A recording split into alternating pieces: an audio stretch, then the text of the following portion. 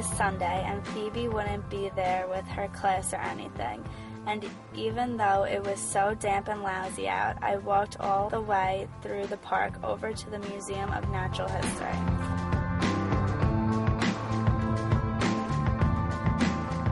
I knew that whole museum routine like a book.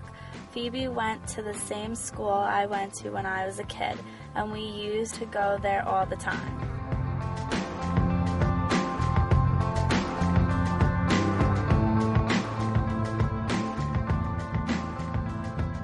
Sometimes we looked at the animals. Sometimes we looked at the stuff the Indians had made in ancient times, straw baskets and all stuff like that. I get very happy when I think about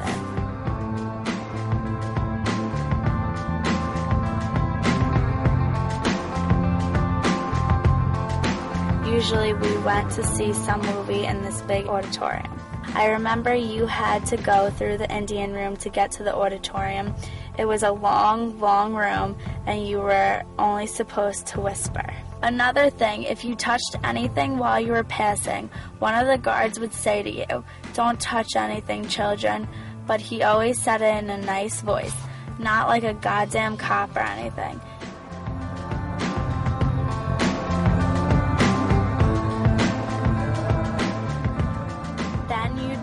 By this long, long Indian war canoe, about as long as 3 goddamn Cadillacs in a row. The best thing, though, in the museum was that everything always stayed right where it was. Nobody'd move. This is the diorama room. I remember these little guys. On the left there is your Attila the Hun. And this is the Hall of African Mammals. Guy's cute. He's quite a little ball of fun, aren't you, Dexter? It can get a little spooky around here at night, so you might want to put a few lights on. And the most important thing of all to remember, don't let anything in or out. Out? This is my favourite museum in the whole world. Look at this architecture. Look at that fantastic ceiling. This bit is called the Great Court, and it was only put up about 8 years ago. Incredibly controversial when it was first built. Don't know why, I think it's brilliant. And look at these stairs. It's like a theatre, isn't it? You know when you go up them that you're going to see something really special. Oh, in case you didn't realise, we're in the British Museum in Bloomsbury in London.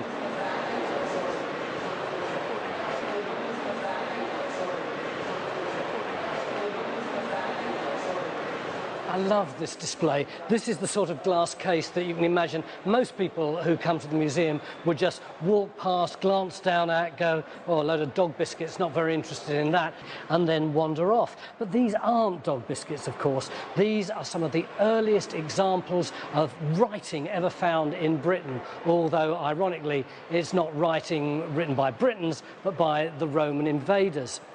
I'll tell you what, when I was a kid, I hated museums. They were absolute torture. But now I come here not just for research, but to learn, to be made to think, to be entertained, to laugh, just to go, "Oh, wow, that's really impressive."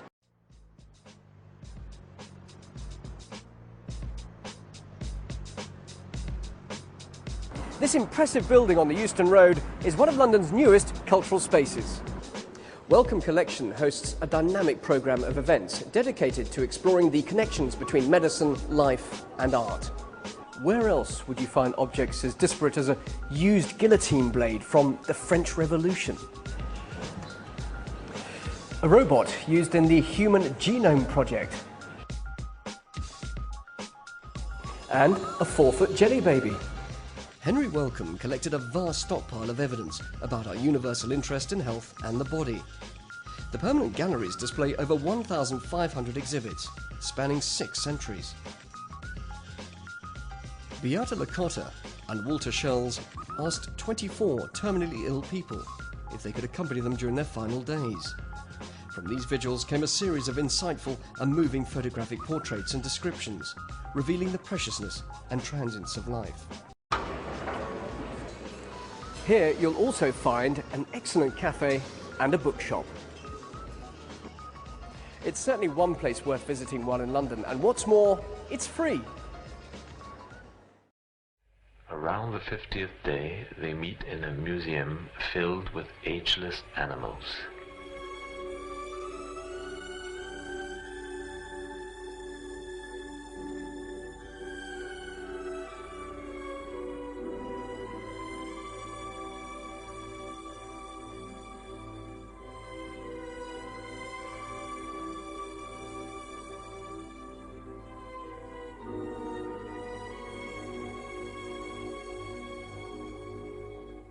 Now they have hit the bullseye.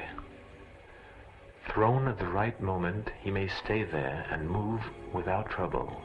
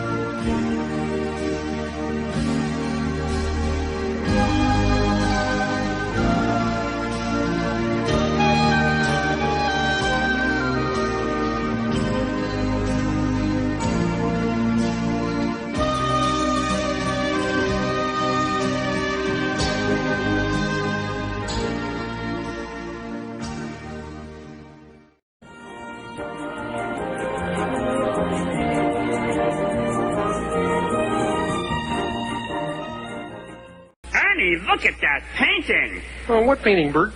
What painting? That painting. Huh? Yeah. Wow. Wow, that's a very famous painting. It's a very big painting, Bert. Yeah. It's of George Washington crossing the Delaware River over 200 years ago. No. Yeah, on Christmas Day. Wow. Yeah. Look at all that ice in the river, Bert. Mm-hmm. Must have been very cold. Yeah. Why didn't he wait till it get warmer, Bert? Why didn't he wait till Easter? Well, Ernie, couldn't do that. I mean, the British were coming. Or going. He's standing up in the boat, Bert. Yeah. You're not supposed to stand up in a boat, Bert. Well, that's true. Look at the horses in the boats. Oh, wow. Look at that, Bert. Yeah, even horses. Standing up, too. Yeah. Oh. Huh. You know what, Bert? What? You know what? I bet George Washington caught a cold, Bert. That's what I bet. Look at that. Isn't that the weirdest thing you've ever seen? Yeah. Is it? That's good. Well, I look at doesn't it? You find it hard to talk because you're turning your mouth? Big Bird. I've searched everywhere and there's no sign of that oversized finch. And if I see another masterpiece, I'll go mad. Pretty gold frames and there's no mud on them. Yuck. I wonder what's in there. Oh, it says, these statues are from ancient Greece and Rome. Some are as much as 2,600 years old. Well, that's something. Because some of them fell off buildings or were buried during earthquakes or were worn out by the sea, they are broken.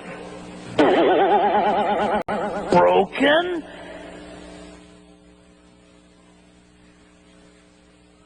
Oh, man, they are broken. I think that the film gives the best diagnosis of ideological despair of late capitalism, of a society without history. This, I think, is a true despair of the film. The true infertility is the very lack of meaningful historical experience, and that's why I like this elegant point in the film of importing all the works of art.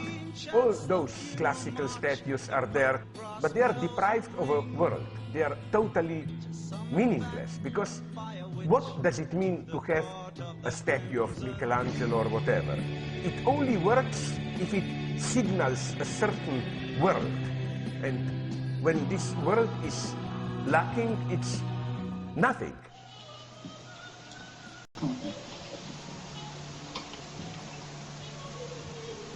I'm really sorry, Nigel. I just don't know who else to ask. See what I can do. Well, you kill me. 100 years from now, there won't be one sad fuck to look at any of this. What keeps you going? Not it is, Theo. I just don't think about it.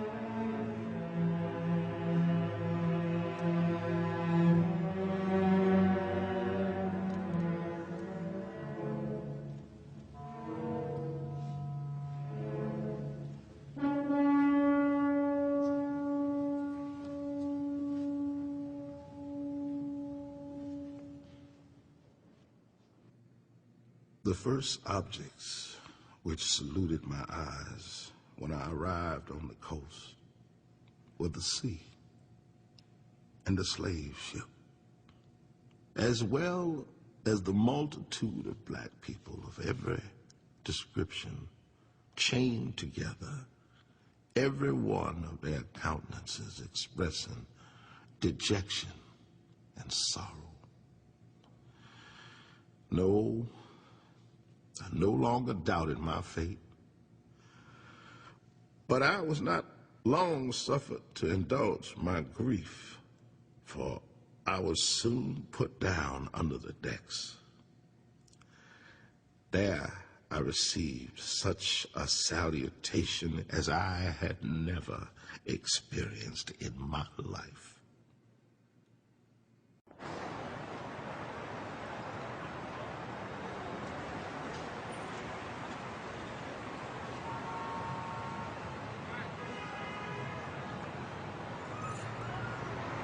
Wait. We should walk somewhere. Okay.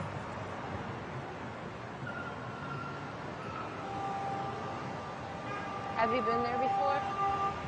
Nope, and a few times after that. I didn't even know it was there.